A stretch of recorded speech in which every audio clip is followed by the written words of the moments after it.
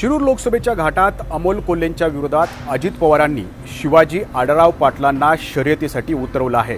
अमोल कोल्हे विरुद्ध शिवाजी आढळराव पाटील ही लढत 2019 साली आपण पाहिली। आता पुन्हा एकदा हे दोघं एकमेकांच्या समोर उभे ठाकलेत, परंतु यावेळेची समीकरणं थोडी वेगळी आहेत। हीच समीकरणं जुळवण्यासाठी अजित पवारांना बराच वेळ लागला। त्यामुळेच त्यांनी शिवाजी आढळराव पाटलांचा पक्षप्रवेश आणि त्यांच्या उमेदवारीवर घोषणा करण्यापूर्वी बरीच खबरदारी घेतली।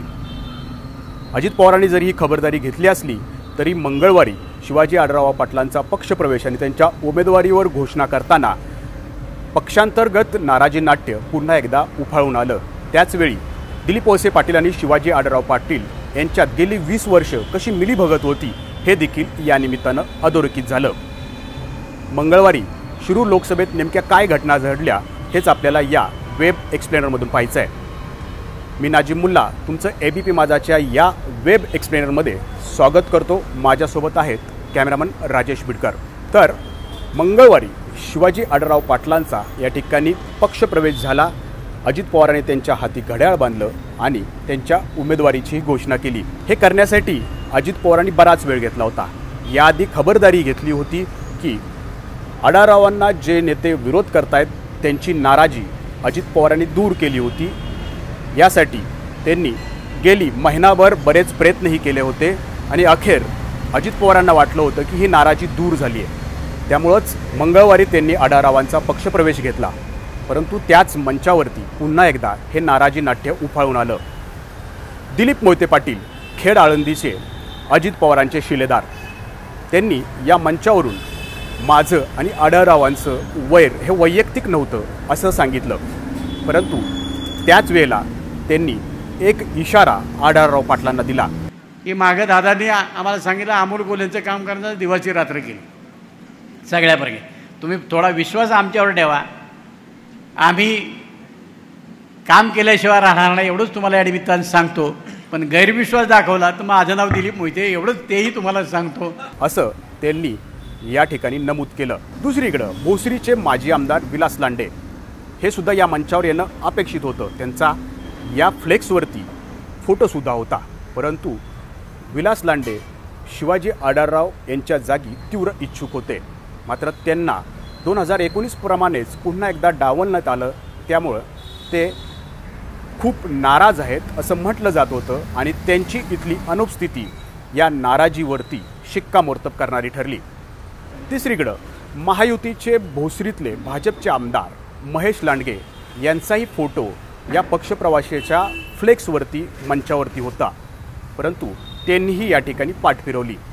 कारण अजित पवार महायुतीत येण्यापूर्वी महेश लांडगेसुद्धा शिरूर लोकसभा लढवण्यास तीव्र इच्छुक होते। अजित पवार जसे इकडं आले तसं त्यांनी या शिरूर लोकसभेच्या शर्यतीतून माघार घेतली, परंतु त्यांची नाराजी काल या ठिकाणी दिसून आली। आता हे सगळे आमदारांचं आणि माजी आमदारांचं हे नाराजी नाट्य, तर दुसरीकडं कार्यकर्तेही तितकेच नाराज असल्याचं दिसून येतं। कारण राष्ट्रवादी काँग्रेसचे जे शिरूर लोकसभेतले आमदार आहेत आणि माजी आमदार आहेत त्यांची नाराजी दूर केल्याचं अजित पवारांना वाटतं, परंतु त्यांच्या कार्यकर्त्यांचं काय?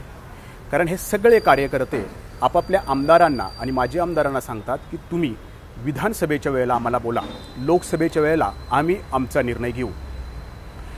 तिसरीकडं शिंदे गटाचे जे शिवाजी आढळराव पाटलांचे समर्थक आहेत ते मंगळवारी आढळराव पाटलांच्या प्रवेशानिमित्त मंचरमध्ये आलेलेच होते, परंतु त्यांना तुम्ही घड्याळाचा प्रचार करणार का असा प्रश्न विचारला असता शिवाजी आढळराव पाटलांसाठी आम्ही नक्कीच लोकसभेवेळी घड्याळाचा प्रचार करू असं त्यांनी ठामपणे सांगितलं। आता धनुष्यबाण की घड्याळ? घड्याळ घड्याळ चिन्ह घड्याळ निश्चित झालं। मग घड्याळाचा प्रचार करणार का नाही? घड्याळाचा प्रचार करावाच लागणार दादांबरोबर। आता इच्छा नसली इच्छा नसली तरी करावा लागणार। म्हणे तयार झाली आता काय जे नेते सांगतील ते कार्यकर्त्यांना ऐकावं लागतं, त्याप्रमाणे आम्ही आहे दादा बरोबर। हे बघ आता आमचं नेता जिकडे जाईल तिकडे आम्हाला जावं लागणार असे शेवटी। आता मानसिकता नसेल तरी मानसिकता बनवावं लागणार आहे। आता दादा म्हणतील तेच खरं। विधानसभेला दिलीप वळसे पाटलांचा प्रचार करणार का याबद्दल विचारल्यावर आता दिलीप वळसे पाटील तुमचं लोकसभेला काम करणार, तुमचं काय विधानसभेला तुम्ही करणार का नाही? मग आम्हाला दादांनी परत एकदा खासदारकीची निवडणूक झाली, दादा खासदार झाले, परत एकदा दादांनी आम्हाला सांगितलं का आपल्याला साहेबांचं काम करायचं, आपण एका पार्टीत एकत्र आहोत, तर आम्ही 100% साहेबांचं सुद्धा काम करणार. शिंदे गटाच्या कार्यकर्त्यांनी ही वक्तव्य केली, त्यामुळं या संभ्रमात आणखी भर पडलेली आहे. कारण गेली 20 वर्ष दिलीप वळसे पाटील आणि शिवाजी आढळराव पाटील हे एकमेकांच्या समोर उभे ठाकलेले होते. ते एकमेकांचा संघर्ष आहे असं दाखवत होते. त्यामुळं या कार्यकर्त्यांमधली अद्यापही नाराजी दूर झालेली नाही, हे पुन्हा एकदा यातून अधोरेखित झालं. आणि दिलीप वळसे पाटील शिवाजी आढळराव पाटील यांच्यात गेली 20 वर्ष मिलीभगत होती का, हे या मंचावरून अनेकांनी त्याच्यावरती प्रश्न उपस्थित केले. आणि त्यातून असं दिसून आलं की दिलीप वळसे पाटील आणि शिवाजी आढळरावांमध्ये मिलीभगत होती.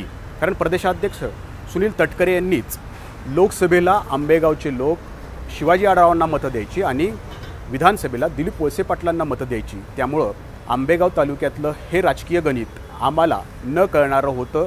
रायगडमध्ये बसून आमच्यासमोर हे प्रश्न उभे ठाकायचे असं तटकरे म्हणाले. शिवाय दिलीप वळसेंनीच शिवाजी आढळरावांना राष्ट्रवादीत घ्यावं आणि परत त्यांना लोकसभेच्या रिंगणात उतरावं असा आग्रह धरल्याचंही तटकरे म्हणाले. दिलीप वळसे पाटलांनी सुद्धा हाच धागा धरला आणि आंबेगावची जनता ठरवायची की लोकसभेला आढळराव पाटील आणि विधानसभेला वळसे पाटील. परंतु हे सांगतानाच त्यांनी पुढं आढळरावांना एक वाक्य म्हटलं आणि त्यात सांगितलं की मी तुम्हाला विधानसभेसाठी उमेदवार द्यायचो. हे म्हणताना दिलीप वळसे पाटलांना आधीच्या वाक्याचा विसर पडला. त्यामुळं दिलीप वळसे पाटलांनी सुद्धा जाहीरपणे कबुली दिली की आढळराव आणि माझे हे चांगले संबंध होते, ते जेव्हा शिवसेनेत होते तेव्हाही. यातच अजित पवारांनी आणखी भर टाकली आणि अजित पवार म्हणाले आता यापुढं लोकसभेला वेगळा उमेदवार आणि विधानसभेला वेगळा उमेदवार असं चालणार नाही. या सगळ्या कार्यकर्त्यांनी एकजुटीनं आता लोकसभेला आणि विधानसभेला घड्याळाचंच काम करायचं, अशी ही वक्तव्य या ठिकाणी होत गेली. परंतु समोर होती आंबेगाव तालुक्यातली सगळी जनता, ज्यांना आजवर दिलीप वळसे पाटील आणि शिवाजी आढळराव पाटील यांच्यात मोठा संघर्ष आहे असंच वाटायचं. आता ही सगळी गोष्ट म्हणजे महायुतीतलं नाराजी नाट्य, दिलीप वळसे पाटील आणि शिवाजी आढळराव पाटील यांची मिलीभगत, हे सगळं आता आंबेगाव तालुक्यातले जनता आणि शिरूर लोकसभेतल्या मतदारांच्या समोर आलेलं आहे. त्यामुळं आता मतदार येणाऱ्या या लोकसभेच्या मतदाना दिवशी म्हणजेच 13 मेला नेमकं काय विचार करतात आणि काय मतदान करतात हे आपल्याला 4 जूनच्या निकालातून स्पष्ट होणार आहे. वेब एक्सप्लेनरमध्ये आत्तापर्यंत इतकंच. धन्यवाद. एबीपी माझा, उघडा डोळे बघा नीट.